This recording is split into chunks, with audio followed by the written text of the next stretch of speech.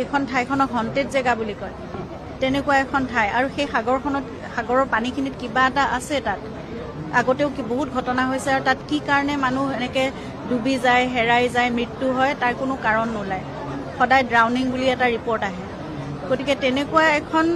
মিষ্টেৰিয়াছ জেগালৈ জুবিনক কিয় নিব লগা হৈছিল যিখিনি ভিডিঅ' এতিয়া ওলাই আছে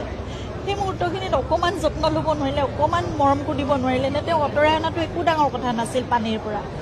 সেইখিনি কিয় নকৰিলে মই মানে কথাটো বুজি নাপাওঁ মই সেইকাৰণে মই এইবোৰ কথা জানিব লাগে মই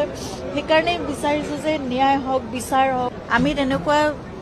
দ পানীত সাঁতুৰিবলৈ বা তেওঁ ভাগৰি যোৱালৈকে সাঁতুৰিবলৈ আমি কেতিয়াও তেনেকৈ নিদিওঁ সেইকণ যত্ন সেইকণ অকণমান চকু দিলেই হৈ যায় জুবিনক ইমান কঠিন একোৱেই নহয় তেওঁৰ লগতে অকণমান ফূৰ্তি কৰি আমি এতিয়া বেলেগ এটা কিবা কৰিম দেই বুলি তেওঁক ডাইভাৰ্ট কৰি লৈ আহিব পাৰি লাইফ জেকেট তেওঁ নিপিন্ধো বুলি যদি